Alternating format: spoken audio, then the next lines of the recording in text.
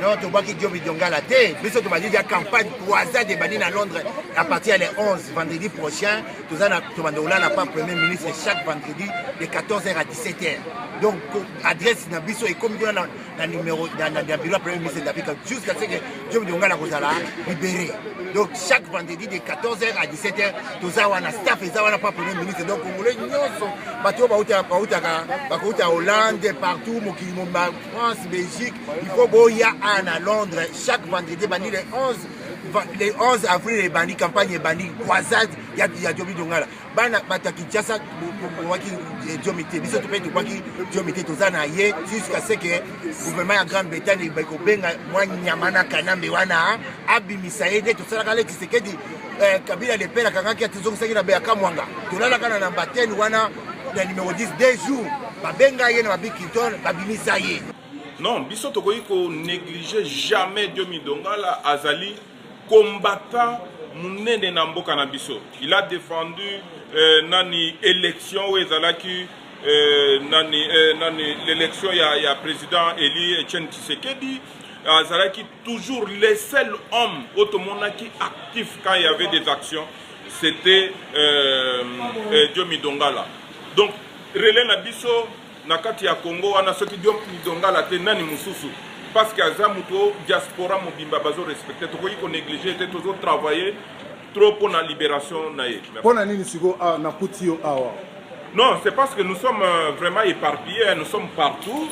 Nous avons plusieurs groupes, donc pas vraiment groupe mais de celui où ils allaient éparpillés parce que nous allons toujours travailler en amaillé les stratégie à bas combattants et à Moussous. Je sais que Balinga il va mon coffrer bas combattants na cointer moko boy manifestation. Tous allés ébélés. Il y en a sérieux au tambola au comment on a battu baza partout. Parce qu'on a au traqué alias Kabila, les tricheurs, les grands criminels, et puis, et là on a koloba na banani.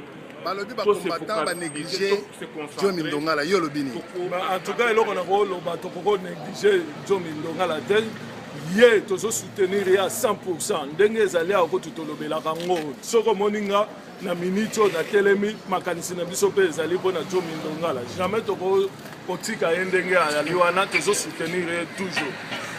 Au telemi a ponani.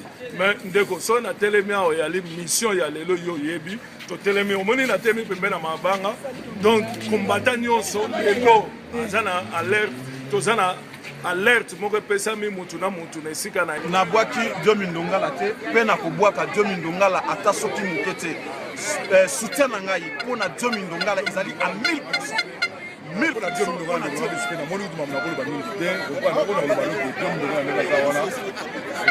a Diomi Dongala qui a plus de combattants. Combattants sont morts pour soutenir la route. Parce que j'ai la bataille à 1000%. On a soutenu Diomi à 10 000%. Diomi combattant partout pour négliger Diomi Dongala. On est dans le Bouta. Nous avons Diomi Boutumo et nous avons Naé. Comme makambo yokoleka na niveau makambo ta Diomi tozana Diomi Dongala butuko to ko tika ete masoya se akati ko lobo yango te mais sikoyo pourquoi na yeko kuta yo awawa ke boze sika moko te abo tozana stratégie po oyebi leza mukolo ya lumbe mwete to kabwani na ba cellule na ba dispositif na biso na ndenga ya stratégie ndenge tozwa mwana mboka nani kanambe na ndenga ya kiti na terrain awa donc biso so bana mboka tozana ba stratégie oyo bandeko yoka ingeta na ezande ya bamba balobi ke ba combattant ba négliger Diomi Dongala message bon message dans les aboué ba combattant ya monde entier na moment on azoloba na lingi ke bo telema pona Diomi Dongala droit de l'homme ezala Congo te Kamere ba condamné 3 ans de prison azali banda ke Goma mais Diomi Dongala oyo azobundela mboka ya solo totiki ye Kanambe abomi bato le 30 décembre 2013 aza en liberté mais Diomi Dongala aza na boloko bongo bino cour suprême de justice wana musala bino zanini bino auditorat militaire auditorat général musala bino nini bokanga Hippolyte Kanambe bokanga bato ya système na nyonso amende bato Francis Kalombo faux avocat ya pamba na ba Kamere okangi bango na ba Bisengimana donc na lobi bongo bandeko mokili mobimba combattant botelema mpona Diomi Ndongala et puis boyeba ke mboka na biso eza na occupation, il faut to libérer yango, to libérer yango na bopetete, to libérer yango na lumbe na article 64 ya constitution na bango wana ingeta Samson balobi bien que ba combattant nyon surtout ba négliger et jeune Diomi Ndongala batiki yo lobini biso to négliger Diomi Ndongala te.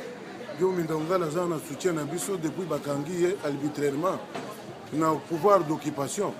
Tokoki ko négliger te za na soutien ba combattant nyonso ya mokili mobimba bazala na sima na ye tokosenga libération na ye sans condition.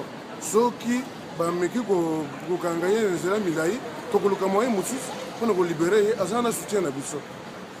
Bazobanga ke azali motu moko azokodéranger occupé ensemble et bakobloke biso. Lelo ezalaki kolukaluka baoccupant na système mobimba na bango koluka kame na Hippolyte Kanambe. Yango wana topanzani partout système ya panzana nde stratégie tosalaki lelo eresir na kati ya Bruxelles bana nyonso ya Europe bazali panzana.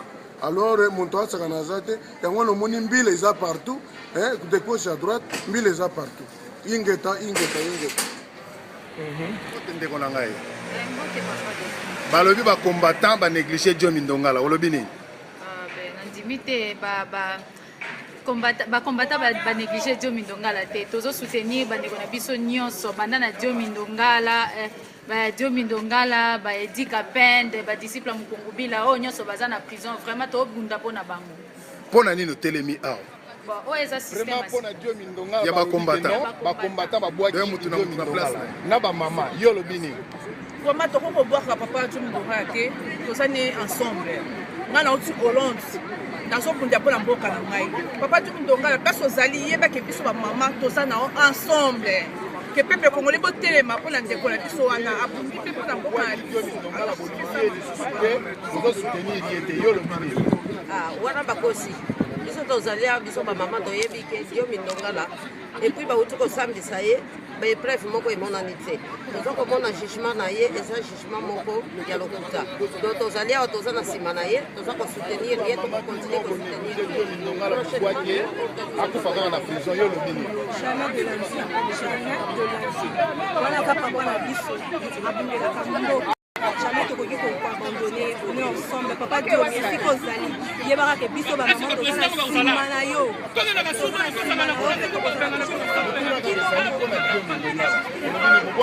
non tobwaki Diomi Ndongala te biso tobandi ya campagne croisade ebandi na Londres à partir les 11 vendredi prochain tobanda kolala pa premier ministre chaque vendredi de 14h à 17h donc adresse na biso ekomi kuna na numéro na bureau ya premier ministre d'Afrique jusqu'à ce que Diomi Ndongala kozala libéré donc chaque vendredi de 14h à 17h toza wana staff eza wana pa premier ministre donc congolais nyonso bato bakouta Hollande partout mokili mobimba France Belgique il faut boya à Londres chaque vendredi bandi le 11 avril ebandi campagne ebandi croisade ya Diomi Ndongala bana bata Kinshasa waki Diomi te biso to pe to waki Diomi te toza na ye jusqu'à ce que gouvernement ya Grande-Bretagne ko benga mwa nyamana Kanambe wana abimisa ye to sala kale Tshisekedi Kabila le pela kangaki atuzongisa na beya kamwanga tolala kana na mbateni wana na numéro 10 2 jours babenga ye na babikitol babimisa ye okompande yango na croisade ebandi le 11 avril biso nyonso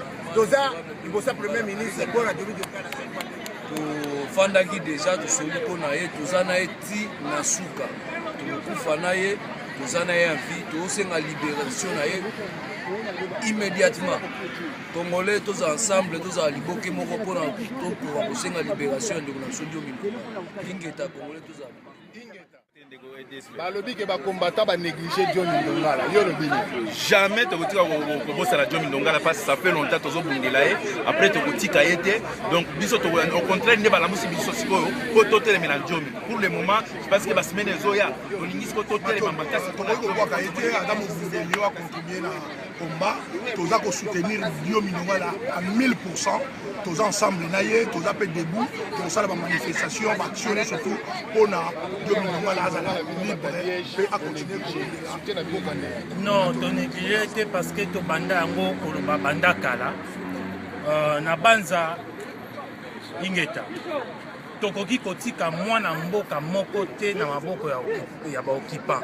Eza nde bandeko na biso oyo bazali kuna na mboka bazali kotinda bango banyokola lisusu bandeko na bango. Message ezaka ya mwana batelema. On ne libère pas un peuple se libère eux-mêmes.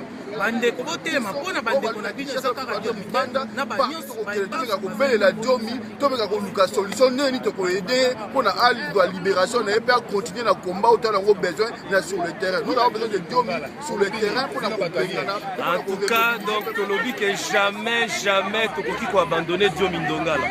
Tomonaki loi ya amnistie basali mais questionnement na biso ezali pourquoi oyo baza réellement il faut ba amnistier bango baza amnistier te. Tozozwa ka ya Diomi Ndongala oyo tokotikaka jamais akoya. Toza na ye de cœur tozotuna lisusu bakutino batu nyonso pourquoi baza amnistier te. Bozo amnistier bato pamba alors que les vrais prisonniers politiques baza dans la prison. Tozolo bako na Diomi Ndongala ke ingeta.